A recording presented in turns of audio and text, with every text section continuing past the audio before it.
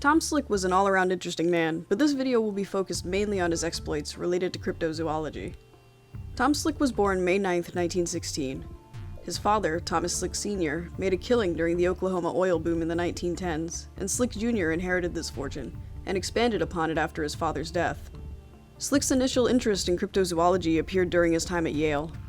In his book Tom Slick and the Search for the Yeti, a 1989 book that brought Slick's interest in cryptozoology into the mainstream public view of him, Loren Coleman speculates that Slick's interest was piqued after he read of President Roosevelt's 1928 expedition involving a giant panda. This ultimately led to Slick's lifelong search of undiscovered species. This, of course, was not the only time Tom Slick was inspired by something he'd read. Purportedly, after reading about a creature called a hoat, a half-hog, half-goat, in a Ripley's Believe It or Not comic, he drove to a farm in Arkansas to buy one, and even tried to breed his own. In 1937, Slick went on a car tour across Europe with some friends. He used this tour as an excuse to stop off at Loch Ness and spend some time hunting for the lake's legendary Nessie. Tom Slick was known for funding many scientific research efforts and foundations, but one of the more odd ventures he funded was known as the Mind Science Foundation. This non-profit foundation was aimed at exploring mental powers and consciousness. Slick had become interested in this specific subject when he was traveling in India and came across a man who could supposedly levitate and teleport. Tom Slick is remembered today for his exploits in hunting the Yeti, which is a subject he became serious about in 1956.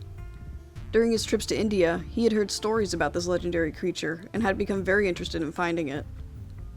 However, Slick would not find these expeditions easy.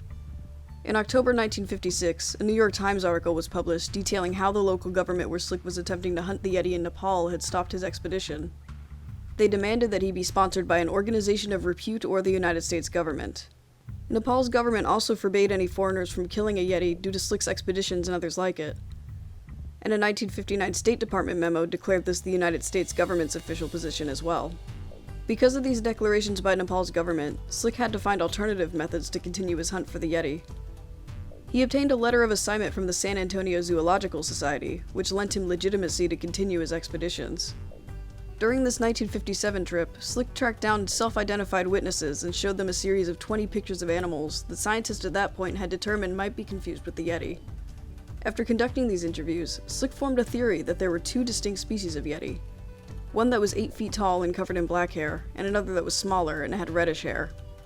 During this trip, Slick also made casts of prints and took pictures with them, as well as collected hair and droppings purported to be from the creature.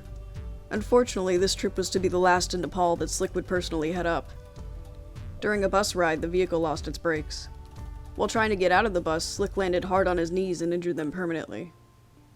However, Slick would continue to finance expeditions to continue his search for the Yeti, in addition to financing other expeditions, including some involving a search for the orang pedek in Sumatra. One such expedition happened in the following year, 1958. On this expedition, Slick's men turned up photographs of supposed Yeti scalps that were being kept as relics, as well as a supposed Yeti hand. Slick was able to personally debunk that hand, but a second alleged Yeti hand, this one mummified, was harder to disprove. Slick had to find a way to get the supposed Yeti hand out of Nepal. He concocted a scheme with fellow explorer Peter Byrne and actor Jimmy Stewart, who was on vacation at the time in Calcutta, to help him get evidence from the mummified hand in the monastery in Pangboche, where it was being held. Byrne, assisted by some of Slick's men, convinced some of the monks at the monastery to switch the Yeti fingers with human ones. Slick's men were then able to take the thumb and phalanx from the hand and pass them off to Stewart.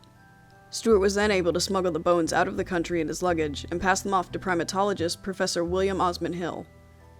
Hill performed tests on the bones and concluded that they were not human, but at this point in history they seemed to disappear. The bones were eventually found after they had been on display at the Hunterian Museum at the Royal College of Surgeons for some time. A DNA test done at the Royal Zoological Society of Scotland concluded that the bones did in fact belong to a human. Being that he was unable to return to Nepal, Slick changed his focus and turned his attention to hunting the American Sasquatch. He personally headed up multiple field expeditions in the Pacific Northwest, discovering tracks and making casts of the footprints. Eventually, Slick's hunting methods changed.